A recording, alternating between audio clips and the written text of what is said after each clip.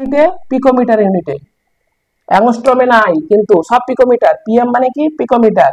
96, 134, 146 বাড়ে, 146, 169। তার মানে কি ডাউন দা গ্রুপে ইনক্রিজ করে, মানে ব্যাপারটা H2O এর হচ্ছে 96, HE ডিস্টেন্স। এই ই মানে কি, সাপোজ হাইড্রোজেন আর অক্সিজেন, H মানে ডিস্টেন্স, এই হাইড্রোজেন আর অক্সিজেনের মধ্যে যে bond distance, this is picometre ইউনিটে। কত হবে 96 পিকোমিটার। এখানে দিয়ে দিলে অ্যাংস্ট্রম, পুরো স্টেটমেন্ট ফলস, সব কিন্তু অ্যালার্ট করে দিচ্ছি, ঠিক আছে। পিকো এটা তাহলে পিকোমিটার, তাহলে এখানে H2 আর 96, H2S এর কত 134, এটা লিখতে হবে না। তারপরে H2SE 146, H2TE 169, দেখো ডাউন দা গ্রুপ ইনক্রিজ করেছে। আরে উপর থেকে নিচে নামলে বাড়ে, এই কথাটার মানে কি, সব থেকে নিচে যে আছে তার বেশি, সব থেকে উপরে যে আছে তার কম। বোঝা গেল কনসেপ্ট একদম পুরো ক্লিয়ার। তাহলে এখানে অর্ডারটা যদি করতে বলে কি হবে, H ডিস্টেন্সের অর্ডারটা আমরা বলে দেব H2TE greater than H2SE greater than H2S greater than H2O। এটা গেল কি, এটা হচ্ছে তোমার HE ডিস্টেন্সের গ্রেটার দেন আছে ডিক্রিজিং অর্ডার।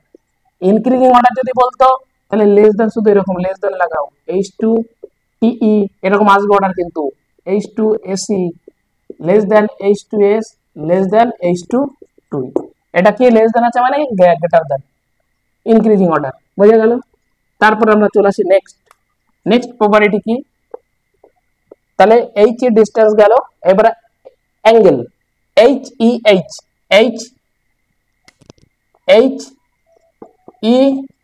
HEH, সাপোজ ই মানে কি অক্সিজেন, প্রথম এলিমেন্টটা ধরলাম, তাহলে এখানে হাইড্রোজেন আছে, এখানে হাইড্রোজেন আছে, তাহলে কি হলো, দিস ইজ H2O হাইড্রাইড। তাহলে হাইড্রাইড এদের মধ্যে অ্যাঙ্গেল কত, H2 এর মধ্যে অ্যাঙ্গেল কত সেটাই বলেছে।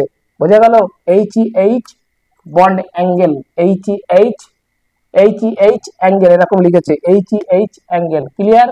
HEH অ্যাঙ্গেল মানে ক্লিয়ার, এটা ডিগ্রিতে হবে কিন্তু এরকম ডিগ্রি দেওয়া আছে। তাহলে HEH অ্যাঙ্গেল কত 104,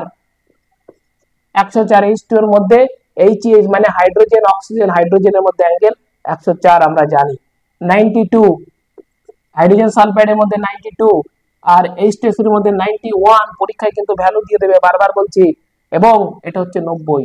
তাহলে বন্ড অ্যাঙ্গেল ডাউন দা গ্রুপে কমলো না বাড়লো, H2 ছিল কত 104, H2S এর হচ্ছে 92, H2S এর 91 আর H2TE 90। তাহলে ডাউন দা গ্রুপে কি হলো, অ্যাঙ্গেল কমে গেল, কমছে। মুখস্থ চাই প্রতিটা ভ্যালু, বলে দিলাম প্রতিটা ভ্যালু মুখস্থ চাই। নেক্সট এই ক্লিয়ার, হ্যাঁ। তো এখানে কি লেখা আছে, এটা এখানে কি দিয়েছে, এটা বলেই তো দিলাম ডিগ্রি, অ্যাঙ্গেল গুলো ডিগ্রিতে হবে, পুরো লেখা আছে। তো এই যে এটা কি জিনিস, এটা ডিগ্রি, সব ডিগ্রিতে। তারপরে ডেল্টা এফ এইচ, ঠিক আছে, KG per mole inverse, KG mole inverse. এনথালপির ভ্যালু, এটা একটা এনথালপির ভ্যালু, ঠিক আছে, এটা একটা এনথালপির value delta F H KG, এটা মাইনাস জাস্ট 286, এটা তো পরীক্ষায় আসে না, -20 ভ্যালুগুলো জাস্ট মুখস্থ করতে হবে, বারবার বলছি 73 আর 100। এইবারে হচ্ছে যেটা বলছিলাম একটু আগে বলেছিলাম বন্ড ডিসোসিয়েশন এনথালপি, সেটাকে বলে এরকম ডেল্টা এইচই হবে, এই যে এটা ইম্পর্টেন্ট, এই যে ডেল্টা এইচই হবে, কিন্তু এখানে কি আসবে ডিসোসিয়েশন,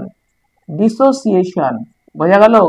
তার মানে কি bond dissociation enthalpy delta dissociation মানে HE ব্র্যাকেটের মধ্যে HE কেজি মোল ইনভার্স, বোঝা গেল,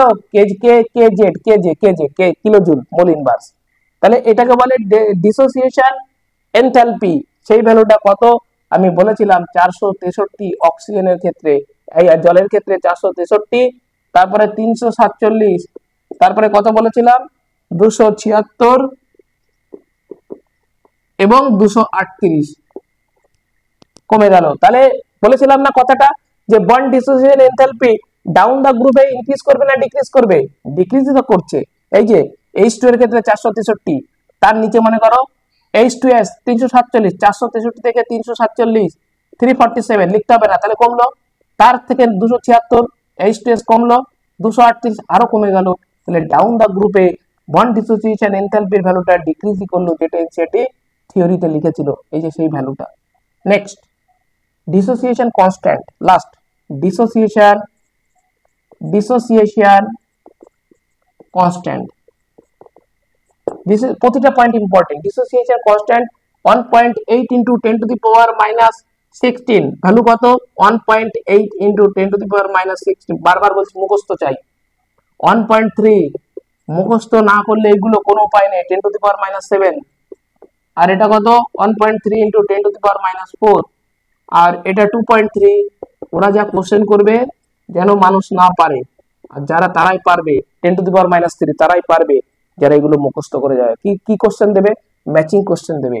এই ভ্যালুগুলো সাইডে রাখবে, এখানে H2O, H2S, H2T এইসব দেবে, END। আর জাস্ট দুখানা টপিক আছে, কালকে আমার গ্রুপ 16 খতম। 17 আর 18 একদিনের ব্যাপার, 17 18 একদিনের ব্যাপার। তাহলে আমার পি ব্লক গ্রুপ 13 এই 13 14 বাকি আছে, 11 এর পি ব্লক ওটা আমি করিয়ে দেবো পি ব্লকের সাথে, ঠিক আছে। এরপরে পি ব্লকটা স্টার্ট করব, ক্লিয়ার একদম পুরো। কারণ পি ব্লক না, এই পিরিয়ডিক টেবিল না জানলে কিন্তু অনেক জায়গায় কিন্তু প্রবলেম হবে, ওই কারণে পি ব্লকটা আগে করব।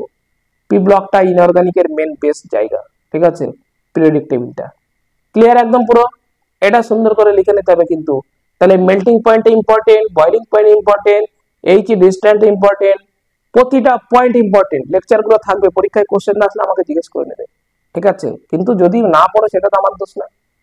আমি পিডিএফও দিয়ে দেবো, ক্লাস শেষে পিডিএফ দেবো, পুরো চ্যাপ্টার কমপ্লিট হবে আমি পুরো পিডিএফ দিয়ে দেবো, চিন্তা নেই। কিন্তু এই ছোট ছোট পিডিএফ দেবো না, নোটটা লিখতে হবে, ঠিক আছে। তো এই পর্যন্তই এখন হবে, ক্লিয়ার।